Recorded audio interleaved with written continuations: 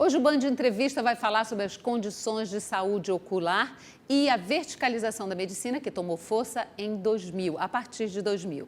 Na bancada comigo hoje, o nosso convidado especial, o Dr. Roberto Herrera Mascato, do Júlia Herrera Hospital de Olhos. Muito bem-vindo, doutor Roberto. É um prazer tê-lo aqui na bancada do Band Entrevista. Eu que agradeço o convite, Júnia, e também ao Grupo Bandeirantes, de dar a nós essa oportunidade de a gente falar um pouquinho de medicina, de oftalmologia, é um segmento de muito mercado, forte de e mercado. do Júlia Herrera Hospital de Olhos. Com certeza que já está no mercado aí há tantos anos. Há 28 anos, né? Não é? Mais de 2 décadas, Já, não é? Estamos aí na luta, né? É verdade. Sempre agora, luta. O senhor comentou comigo, filho de imigrantes espanhóis. Perfeito. Seu pai veio da região da Galícia, Isso. nasceu em São Paulo. Como foi essa história até chegar em Manaus e para esse segmento, né? É uma história bastante longa, mas eu sou meio atemporal, vou tentar fazer um resumo aqui para você conhecer até um pouquinho. Até por causa do nosso tempo, né? Isso.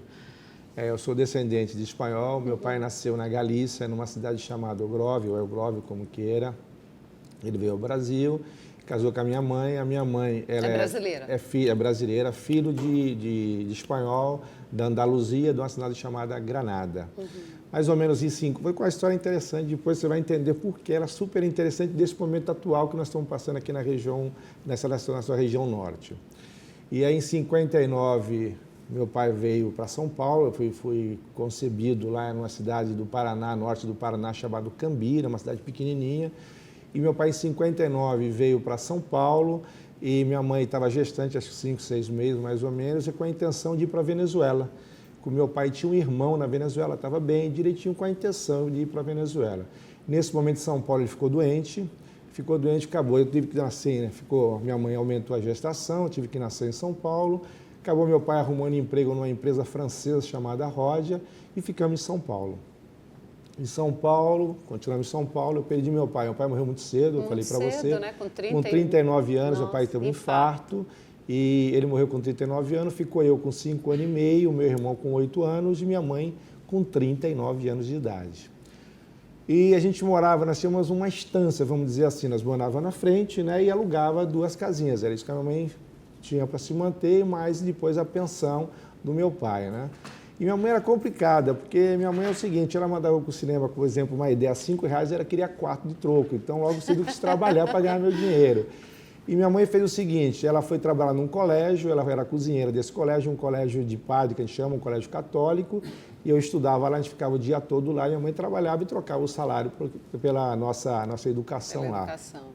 E aí isso vai crescendo, fiz Senai, fiz uma série de coisas. E aí com 19 para 20 anos, o espírito galego, o espírito aventureiro, eu estava conversando com você sobre o galego é o nosso cearense, né? É aquele que é inquieto. Eu sou filha de cearense. O desbravador que quer ir embora. E eu falei, rapaz, eu vou. Aí eu fui para Cuiabá, fiquei pouquíssimo tempo em Cuiabá, fui em Rondônia, cheguei aqui e fiquei em Manaus. Mas minha intenção, eu tinha um contato, eu ia para Venezuela. De novo, Venezuela. A gente está vendo o que está acontecendo hoje sobre Venezuela. De novo, ia para Venezuela e não deu certo. E nesse interstício, minha mãe morreu. Então aí, poxa, perdi minha mãe, eu fiquei muito... Aí eu morava com um rapaz, eu comecei a ter contato com universitários. Eu dividia vamos dizer assim, um quarto, um apartamento muito miúdo ali no centro, eu dividia com um rapaz que fazia física. E aí minha mãe faleceu, eu fiquei numa depressão, fiquei muito arrasado, e eu tinha um dinheirinho pequenininho, eu comecei a estudar. E vamos estudar, e minha mãe queria que eu estudasse, eu fiz o primeiro vestibular, passei em biologia, fui morar na casa de estudante, fiquei ali na Rua Barroso, e no outro ano eu fiz vestibular e passei em medicina. Então... Que pena que nenhum dos dois nem viram entrar na faculdade, né? muito menos a minha formação. Coisa interessante, naquele tempo você não tinha política de inserção. Quer né? dizer, então, não viram aqui, né? Mas devem estar acompanhando. E naquele tempo não tinha política de inserção. Então, na turma de medicina, eu era aluno exatamente o mais pobre. Né? Eu comecei também, nesse tempo eu sempre trabalhei, comecei a trabalhar desde 13 anos, carteira assinada. E aí, como tinha feito biologia, e eu vou lhe contar essa história, quando eu tenho um tampinho maior, e eu entrei na casa estudante, eu estava fazendo biologia, que eu terminei biologia e medicina. E tinha um colega que fazia matemática, então na casa estudante precisava trabalhar, e não conseguia emprego, eu disse, vamos lá na Secretaria de Educação. A Secretaria de Educação ficava ali na Ramos Ferreira, com a Ferreira Pena, que é uma casa que hoje está até abandonada, e o secretário era o Melo, o professor Melo, que foi governador do Amazonas. A gente chega lá, 10 horas, fala com a secretária, que a gente queria falar com o secretário municipal de saúde.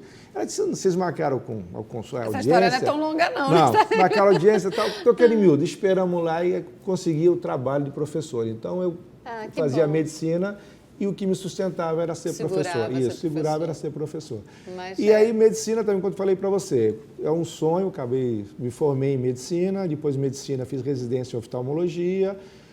Depois da residência eu fiz subespecialização em oculoplástica, depois para a Espanha também deu uma aprimorada e hoje estou aí tocando barco. Pois é, em 91 você abriu o Júlio Herrera Hospital de Olhos justamente com a tua minha esposa, mulher não tinha, eu formei antes que a minha mulher, antes. entendeu? Então, na realidade, eu abri sozinho. Na realidade, eu montei Tua esposa também é oftalmologista. É oftalmologista. Eu bem aqui na Rua Salvador. Júlio Herrera é homenagem à tua mãe? Vou lhe orientar de peça, de mãe.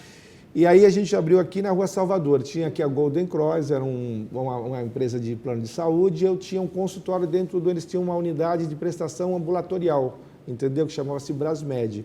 Eu era um terceirizado ali dentro na área de oftalmologia. Na Rua Salvador, eu continuei com eles até a Rua Epaminondas, e depois eu fiz uma clínica já sede própria, a primeira sede própria da Júlio Herrera, que foi na Ramos Ferreira, 504. Orgulho de ter saúde financeira, isso é bom, né? E depois a gente foi crescendo um pouquinho mais e fomos para Tapajós, onde que é a sede atual. E o ano que vem vai ter novidade. Opa! Espero que o Band Entrevista seja o primeiro a saber. Agora, há 28 anos atrás, a gente sabe que a medicina mudou muito, né? Sim, muito. Evoluiu muito. O Júlio Herrera Hospital de Olhos está no mercado aí há mais de 2 décadas, quase 3 décadas. O que você mais considera que mudou de lá para cá? Nessa área na área médica. Veja só, veja, 2 coisas. Quando eu me formei, a gente não tinha acesso à informática. Então, foi um aprendizado. Tudo foi aprendizado. É você andando, trocando pneu com o carro andando. Então, a informática. E todos os equipamentos, quando eu me formei, eram mecânicos. E hoje são todos eletrônicos.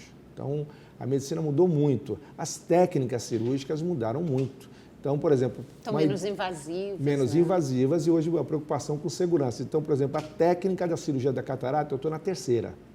Então, teve modificação. Então, a medicina você tem que trocar a roda do carro andando. Não tem essa, não. E a história você estava comentando comigo sobre a cola biológica. Isso aí, assim, uma coisa, a cirurgia de pterygia, a famosa carne crescida, ela é muito endêmica na nossa região, né? Porque você tem a questão você tem uma exposição solar muito forte, então aqui é muito comum, propício, aquela né? carne crescida que o pessoal fala aqui. E as técnicas da carne crescida era complicada, quando eu me formei a gente fazia e você tinha muita recidiva. Então, quando você operava alguém, você ia no mercado, você fica até com medo, será que voltou, né? Porque eu passei, doutor, só fez a cirurgia, mas não ficou boa. Então, você tinha um índice de recidiva muito alto, 40%, era péssimo. Depois a gente começou a usar uma droga que é antimitótica, que é uma droga que se usa em câncer. Vocês que desenvolveram a cola? Não, o Brasil foi desenvolvendo. Aí diminuiu um pouquinho mais a recidiva. Depois nós começamos a fazer a cirurgia com cola biológica. Isso aí melhorou muito. O nosso índice de recidiva na clínica é muito próximo de 0. Então, você faz uma cirurgia, você tira aquilo, principalmente quando você faz pela primeira vez, você tira. O pós-operatório é mais simples, o incômodo é muito menor e a satisfação, o resultado é muito bom. E a gente é pioneiro nisso. Poxa, que bom. Eu fico feliz de saber disso. Agora, falar em pioneirismo, vocês foram... O hospital foi o primeiro a apresentar a certificação ONA na região norte, que é uma certificação da qualidade de serviços em saúde no Brasil, que é concedida pela Organização Nacional de Acreditação. De certa forma, essa acreditação, ela viabilizou e deu esse impulso na consolidação do hospital? A gente colocou qualidade da oftalmologia do Amazonas no Brasil. Quer dizer, nós somos a primeira clínica acreditada na região norte. E agora você tem acreditação a primeira, nós estamos agora acreditado pleno. Então, dessa aqui, estão as 13 clínicas no Brasil. Para você ter uma ideia, a acreditação no Brasil, eu não sei, vou te falar dados que eu não sei o correto, mas que só 5 ou 7 empresas de saúde são acreditadas no Brasil. Então, isso é muito importante. Você tem um custo maior, você tem uma segurança maior. Eu acho que a medicina vai evoluir bastante, principalmente a gente tem que diminuir o desperdício e você tem que pensar em ter um preço melhor, né? Você trabalhar com um preço melhor, uma segurança maior, resultado maior.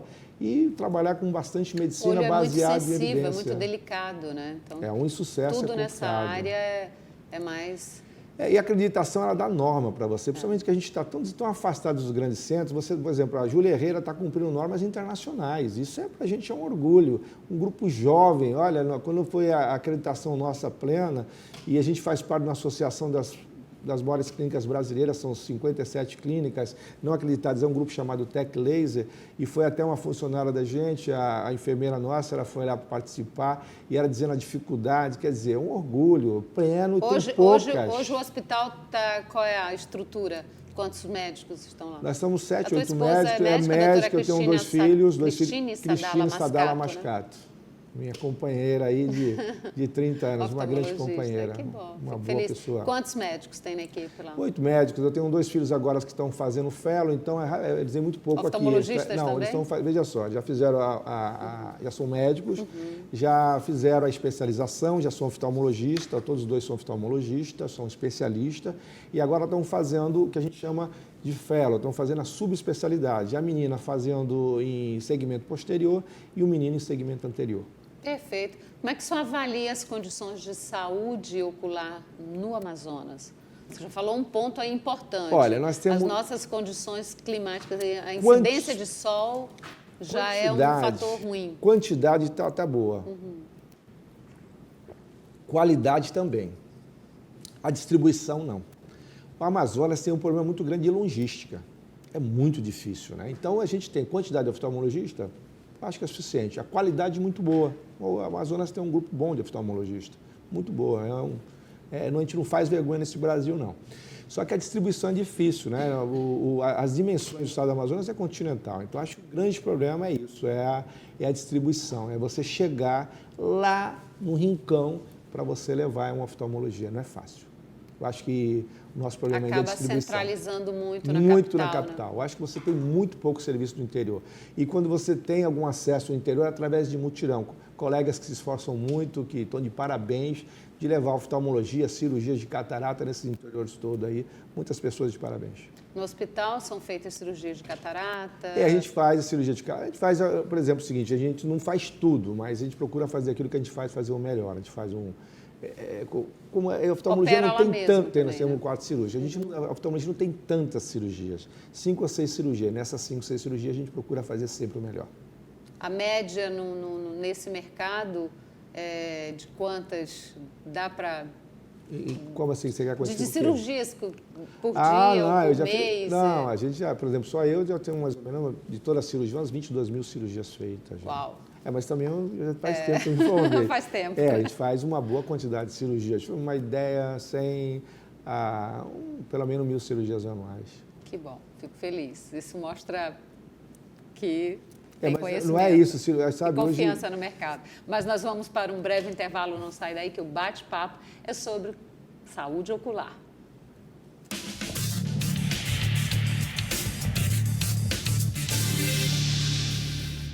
E voltamos no segundo bloco com o nosso convidado especial de hoje, que é o oftalmologista cirurgião Dr. Roberto Herrera Mascato, do Júlia Herrera Hospital de Olhos.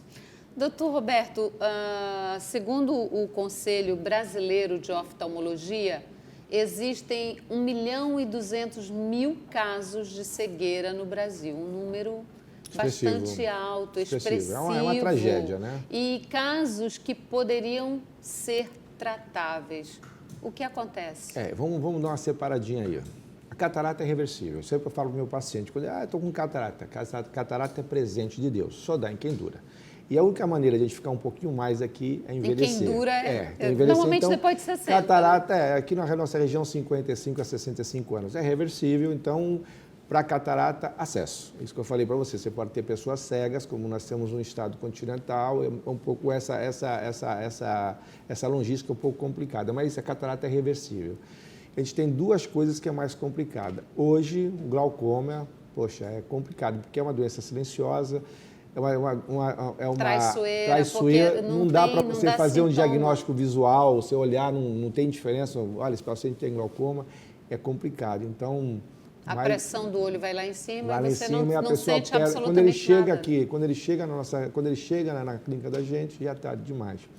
E uma coisa que também que você tem que começar a trabalhar mais é a diabetes.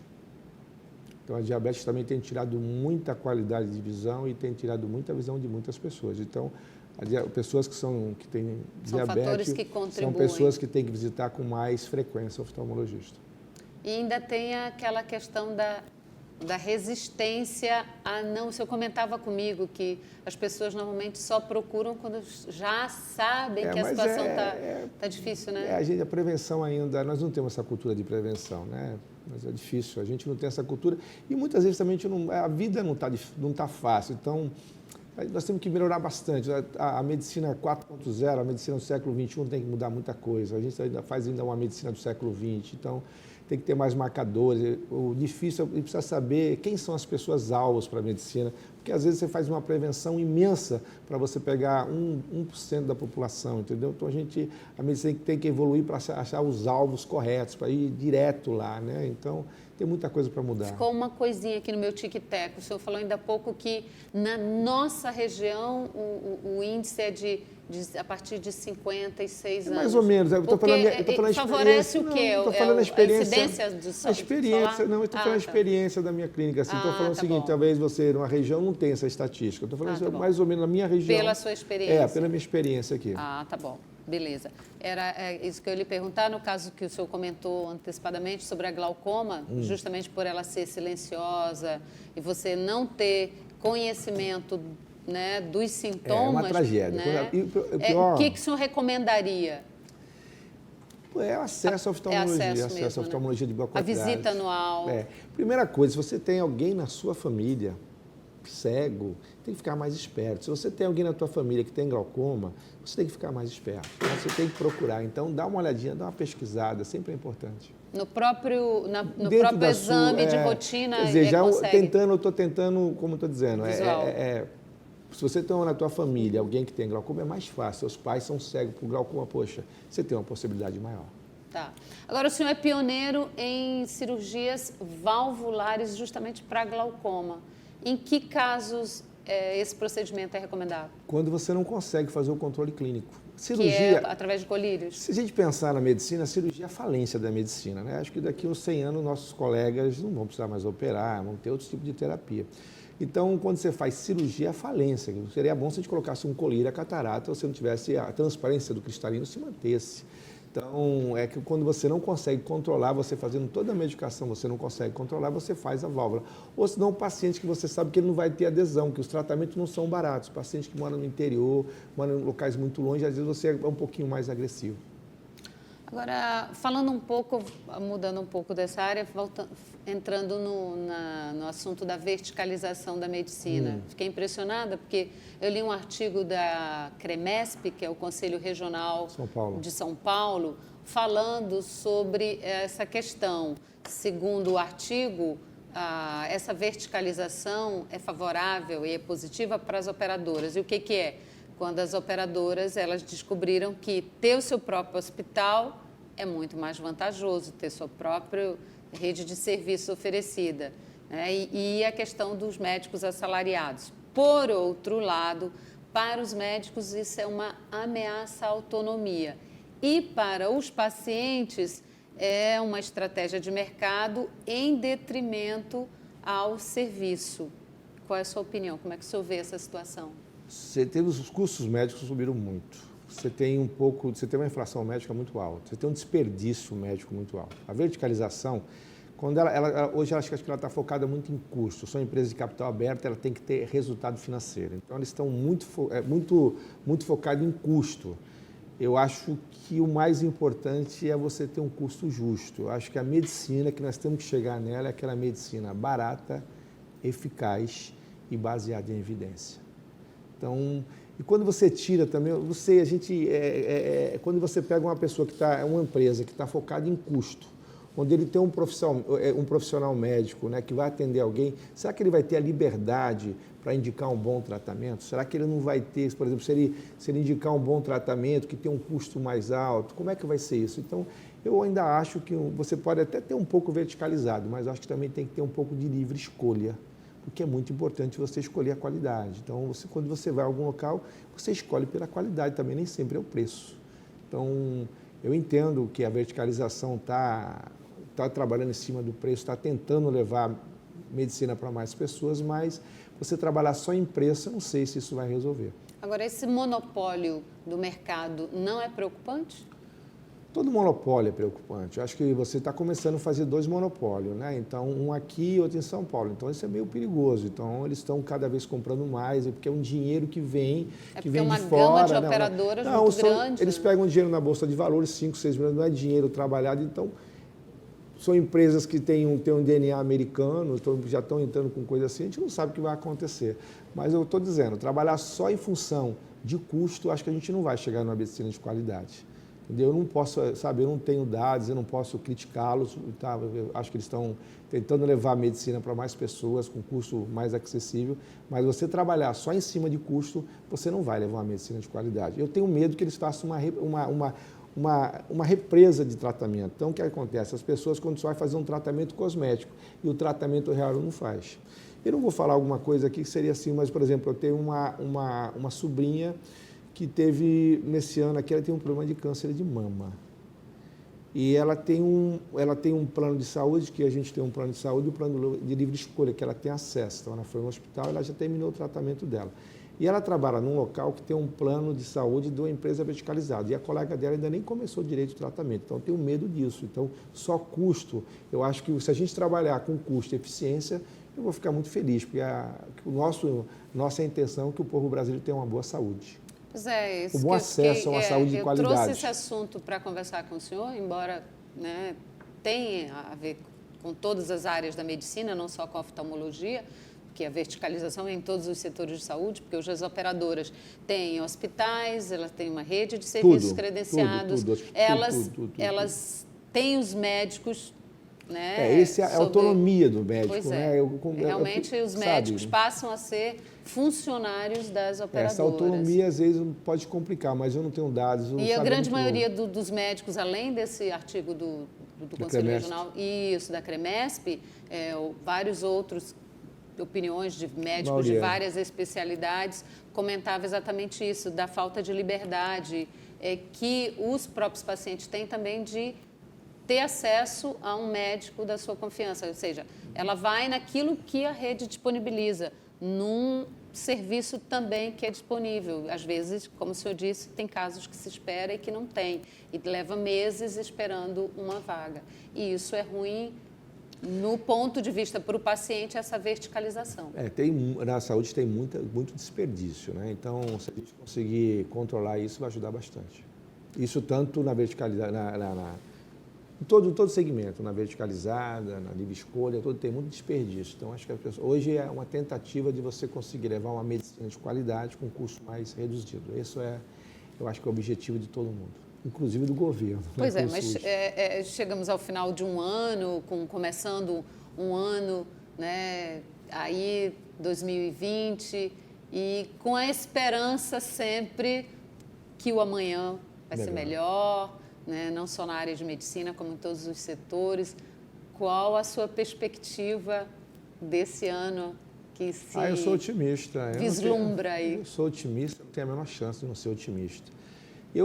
Para nascer, eu fiz uma briga muito grande. Com 5 milhões eu venci. Então, com 5 milhões? Tinham concorrentes. Para mim frequentar o óvulo não foi fácil. Foi uma briga violenta. Foi uma briga, sim. Então, eu não tenho a menor chance, entendeu, de desperdiçar essa minha vida. Meus pais morreram cedo, me deram essa oportunidade. Eu não desperdiço do jeito, sou otimista em todos os pontos. Acho que o ano que vem vai ser melhor. E a novidade do Júlio Herrera?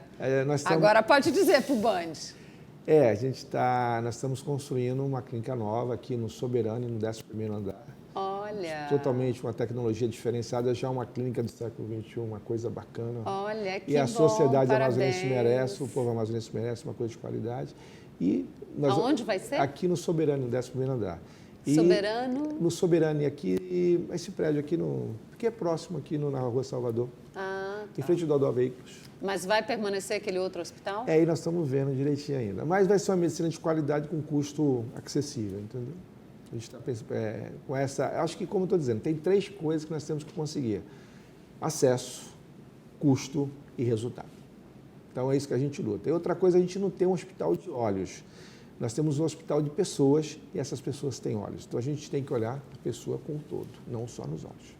Porque os olhos fazem parte de um corpo. Se esse corpo não está bem, nada está bem. Então, a gente tem que ter uma visão mais completa do ser humano. Então, essa é a nossa visão lá. Volto ainda à questão de Manaus. Todo mundo comenta sobre o índice de incidência solar. Isso afeta muito alguma recomendação em tipo de óculos para se usar? Eu lembro quando eu era pequena, eu achava o máximo ir na rua, via os rapazes vendendo, os camelôs vendendo óculos e colocar. Tem uma especificação, olha, lentes ou óculos de sol que são recomendados ou outros que, pelo contrário, prejudicam? Olha, hoje eu falo assim, duas coisas que dá vida para a gente também nos matam. É o oxigênio e sol. Então, sol sem proteção solar é importante. Nossa região, proteção solar é muito importante. Então, sempre você fazer uma boa proteção solar. Segundo, o óculos de sol, a maioria, hoje, principalmente os que são feitos, eles são obrigados a ter as proteções. Então, só você comprar. Hoje nem tem mais isso, sabe? Hoje, a maioria dos óculos de sol são simples, mas são de qualidade razoável. Eficientes. Aí você pega no shopping, hoje você tem um óculos que tem um preço acessível, são de qualidades boas, não são lentes ruins, não. São lentes que realmente fazem a proteção. Então, todo mundo aí se proteger. Doutor Roberto, foi um grande Eu prazer que agradeço. ter o senhor na bancada. Muito obrigado pela oportunidade de conversar. Tenha um ano muito feliz. Obrigado. Que o novo você hospital... e para sua família e que para todo mundo aqui da Band. Da Band e para as pessoas que também estão nos ouvindo e estão nos vendo também, né? Isso, aqueles que ninguém vê e que ficam por trás das câmeras, como o Barão, né? Tá certo. Tá bom, mas sucesso para o novo empreendimento, para o Júlia Herrera Hospital de Olhos, para toda a clínica e para todo o seu corpo técnico. Tá ok, muito Foi um obrigado. prazer tê-lo na bancada. Obrigado a você. A você que esteve conosco, muito obrigada pela sua companhia. Um ano maravilhoso para você e para sua família.